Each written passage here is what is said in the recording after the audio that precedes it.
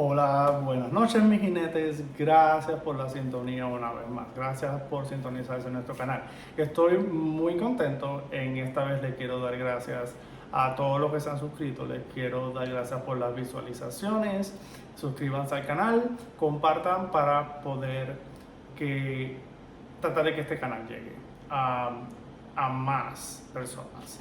Hoy les quiero hablar en esta ocasión acerca de una poeta. Pero una poeta que por alguna razón para mí es una poeta esencial. Amén de ser um, nuestro premio Cervantes de literatura, que es uno de los premios más prestigiosos, y tenemos la suerte de que haya sido nuestro premio la cubana, nuestra eterna Dulce María Loenaz, hija de generales, la primogénita de varios hermanos y una mujer con un lirismo excepcional. Recuerdo que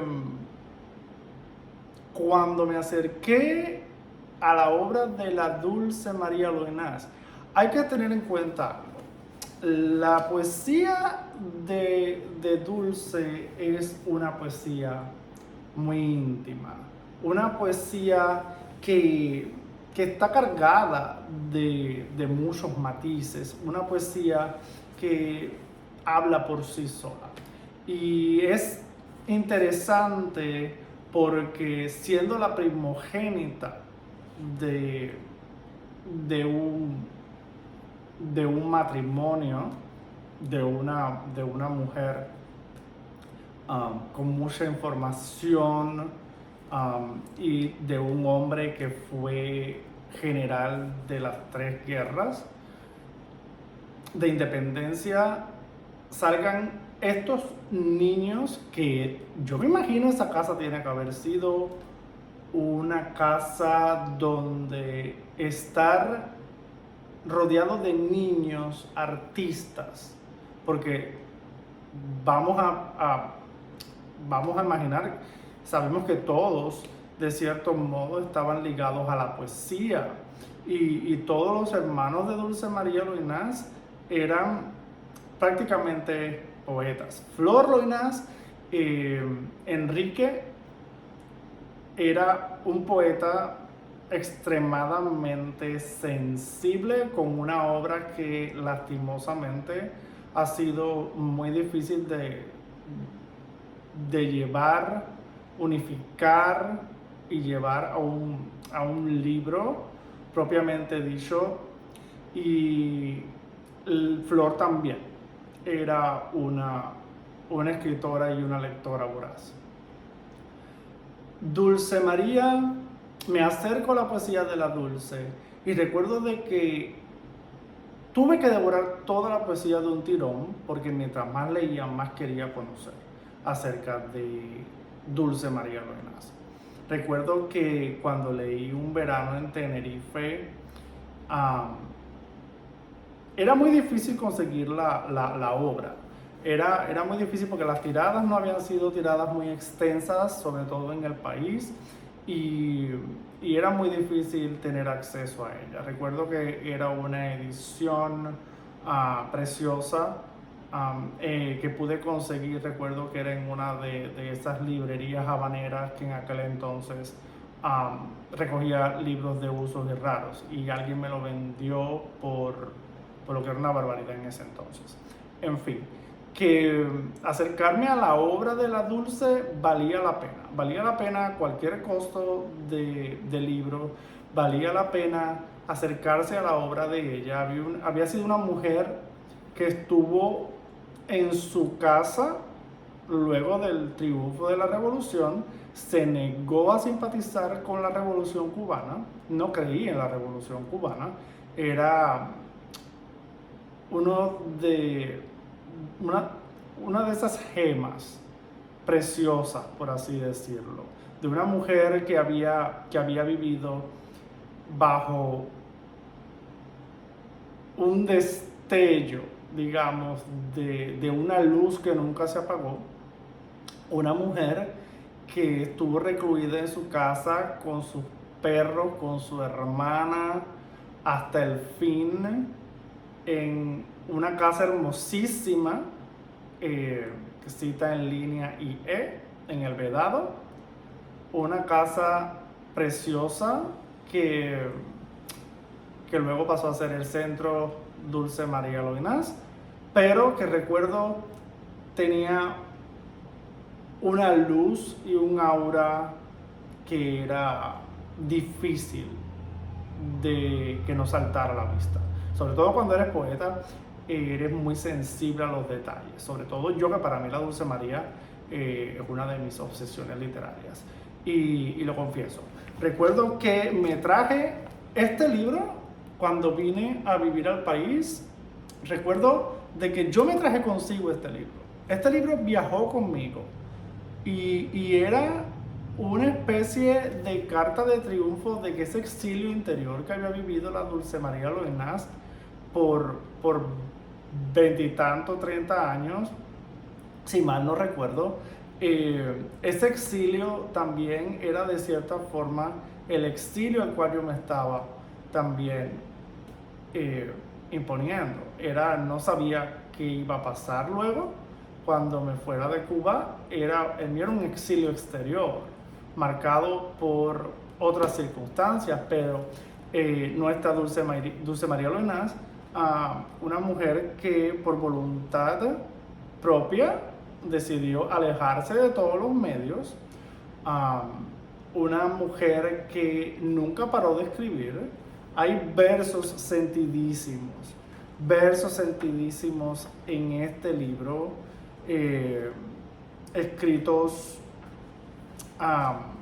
escritos con una poética y un lirismo, con una tendencia a la soledad, a la tristeza, a la melancolía, como ella misma diría.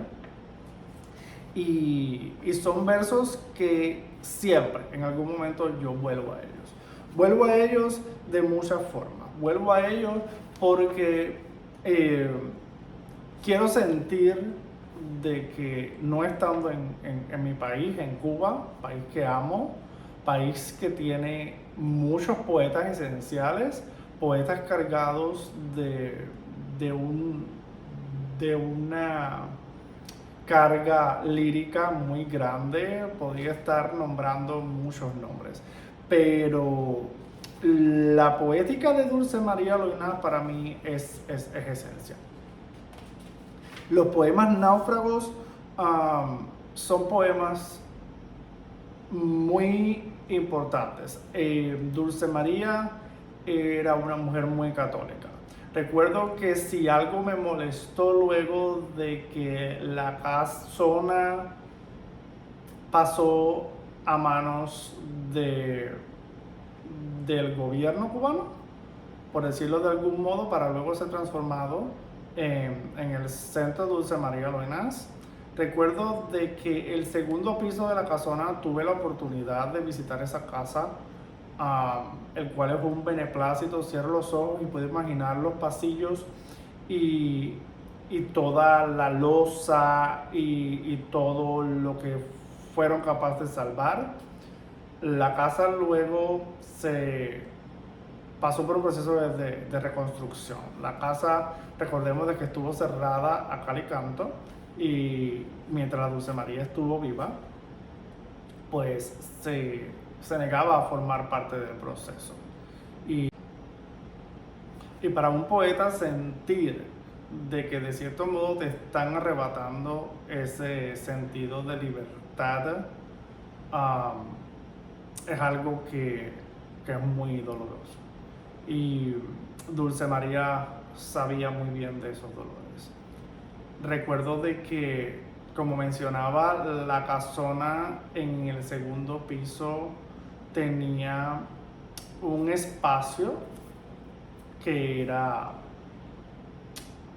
para rezar. Era una especie de santuario en el cual la familia mantuvo por muchos años. Eso luego ah, decidieron, supongo que alguien decidió, de que ese espacio debía ser utilizado con otro fin. Y el santuario católico, una mujer criada bajo los cánones del catolicismo, y desapareció ese espacio. La casa luego se mantuvo en detalles con algunos detalles que se fueron reformando, otros que se mantuvieron. El cuarto de Dulce María Loinaz desapareció tal y como era, pecado mortal para mí. Pensar de que no se pudo mantener como se mantienen tantos otros cuartos de autores importantes a lo largo de la historia en múltiples ciudades. Pienso ahora en Frida Kahlo, que mantienen muchos espacios como ella lo dejó. Eso totalmente desapareció. Supongo que quizás porque fue casi imposible remodelar con todos esos espacios sin ser pasados a otros términos. No fue posible, la casa estaba en muy malas condiciones y quizás por algunos detalles no voy a caer en sabiendas de por qué se hizo, pero no se mantuvo nada como ella lo dejó. Pero llegabas a esa casa y era sentir que de cierta forma Dulce María estaba ahí. Últimos días de una casa. Últimos días de una casa viene siendo el testamento de la Dulce María, el testamento que ella nos dejó de su sentir hacia cómo se va derrumbando tu casa, tu espacio, de cómo eso van llegando otros y se van llenando de voces, de espacios que no les corresponden, y Dulce María lo supo describir mágicamente en Últimos Días de una Casa, poema en prosa que luego sufrió algunas transformaciones por editores, pero un poema que es esencial dentro de la lírica de la Dulce, un poema que he releído muchas veces y que se lo recomiendo infinitamente. Otro detalle es esta novela, la novela Jardín. Como les comentaba, de no estar en algún momento preparado como lector para yo enfrentarme a una obra como Jardín. Jardín es una novela lírica, una novela que cuando la lees te maravillas, porque es un paisaje. Recuerdo a Proust, Marcel Proust, que retrataba todo lo que era los ambientes familiares, los olores, todo lo que podíamos estar sintiendo cuando esbozamos un espacio. En ocasiones, y pasa mucho porque soy autor, y cuando escribes una línea te vienen ideas de algo que quieres decir, pero al mismo tiempo te vienen recuerdos familiares. Y es como entrar en una especie de cajita, como recuerdo esos hilos de organza que mi abuela tejía. Es como ir tejiendo, tejes y destejes, pero vas abriendo una pequeña puerta que se abre, un olor que te recuerda algún incidente y lo tienes que plasmar. Bueno, en Jardín pasa mucho eso. Bárbara, que es el personaje central, es una mujer que vive en un jardín. Un jardín que puede ser también traducido como la gran casona de Dulce María Loinaz, y Bárbara puede ser su alter ego. Una mujer que se va adentrando en las marañas familiares, una mujer que a través del jardín de las rosas, hay muchas imágenes poéticas que la Dulce María usa mucho en su poética, como son las islas, las rosas, la soledad, todas esas imágenes están también plasmadas en Jardín. Y, y recuerdo que fue muy rico leerlo porque cuando no estás preparado para ciertas lecturas es muy difícil que pases de quizás las 2 o las primeras páginas. Pero cuando ya estás preparado para recibir una obra como es Jardín de nuestra Dulce María Loinaz, es entrar a otro universo. Yo estoy muy orgulloso primero de ser cubano, de haber tenido la oportunidad de acercarme a la obra de Dulce María Loinaz, pero de haber compartido de cierto modo también estar en ese espacio de poder llegar y estar en esos cuartos, en esos pasillos, en esos salones donde la Dulce María Loinaz estuvo. Y recuerdo que era muy importante para mí recorrerlo. Estuve en 2 ocasiones en la casona y fue algo que me cambió la visión.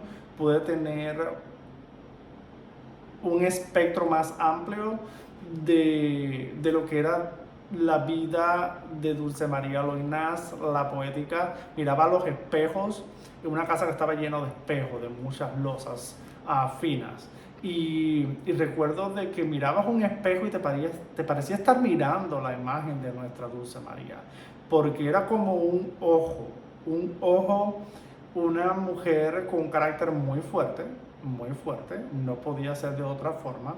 Una mujer que fue amiga, estuvo íntimamente relacionada con Gabriela Mistral, con Federico García Lorca, con Juan Ramón Jiménez. Una casa que estuvo llena de todo lo mejor, la crema innata de los periodistas de la época, antes de la revolución, por supuesto, y todos los revolución cubana, me refiero. Poetas, grandes poetas que fueron afines a la casa. Poetas que estuvieron en La Habana, poetas que pasaban largas temporadas en la isla, estuvieron en la isla y de cierto modo estaban muy afines a la familia de los Loinaz del Castillo. De cierto modo era una mujer que atraía a lo mejor de la intelectualidad cubana, a lo mejor de la poética universal, y conocían de su valor. Por eso si queremos aprender de poesía, si queremos adentrarnos un poco más al universo de la poética universal, para mí es en este caso obligado conocer la obra de nuestra Dulce María Loinaz. Aquí les dejo, estas son las cubiertas de los libros y por supuesto siempre tengo mi marcador para poder enmarcar, porque siempre vuelvo a la obra de Dulce María Loinaz. Siempre es una lectura obligada en esos momentos en que ya voy a dormir, en que estoy tratando de esbozar una idea. Siempre voy a volver a la poética de Dulce María Loinaz. Una poesía preciosísima. Déjenme ver si les puedo compartir un fragmento que me gusta mucho, de Últimos días de una casa. Y a perder y a ganar, hecho está el mundo, y yo también cuando la vida quiera. Pero lo que yo he sido, gane o pierda, es la piedra lanzada por el aire, que la misma mano que la lanzó no alcance a detenerla, y sola ha de cortar el aire hasta que caiga. La casa, soy la casa, más que piedra y vallado, más que sombra y que tierra, más que techo y que muro, porque soy todo eso y soy con alma. La poesía de Dulce María Loinás, marcadas por ciertas épocas. La Dulce mencionaba de que la poesía era talento de juventudes. Estoy totalmente de acuerdo.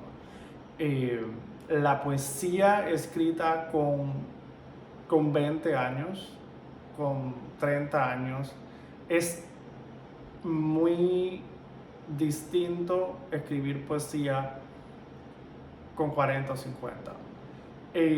Hay una especie de sensibilidad, una especie de creación, digamos, de recrear la poesía, de ver la poesía, de recrear ciertas imágenes que cuando tienes 20 años eres muy sensible y estás con toda esa sensibilidad y toda esa amalgama de sentimientos a flor de piel.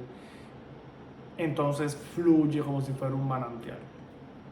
Claro, la poesía ya más madura, que puede ser la poesía de una segunda etapa o una tercera etapa de vida, escrita años después, es una poesía quizás más contenida, más centrada. En el caso de la Dulce María Loinás, que creía que la poesía era cuestión de jóvenes, estoy totalmente de acuerdo. Pienso de que esa poesía que brota en un momento dado cuando se es muy joven es una poesía muy rica, quizás una poesía inexperta, quizás una poesía que está cargada de matices que solamente puedes darle cuando tienes 20 años, aunque diga Gardel que 20 años no es nada, pero luego cuando tienes 40 haces una poesía con otro ritmo, una poesía que lamentablemente va a sufrir, o afortunadamente podría decir, va a sufrir otros avatares. Es una poesía que pasa por otras batallas, por otras guerras.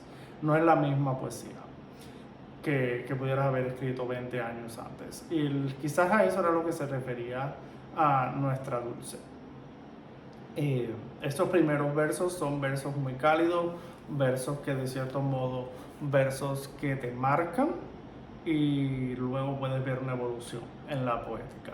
Nuestra gran Dulce María Loinás, que nunca dejó nuestro país, nació y murió en nuestra Cuba y fue una mujer que supo enfrentar dignamente la soledad, el exilio interior, una mujer que nunca traicionó sus deberes para consigo misma, nunca traicionó sus ideales políticos, una mujer que siempre se mantuvo firme, una mujer que nos dio la poética más fina, la poética más mágica, la poética más lírica de nuestro país, amén de otros poetas. Una poetisa que supo dejarnos, amén de tantas décadas de exilio interior, dejarnos lo mejor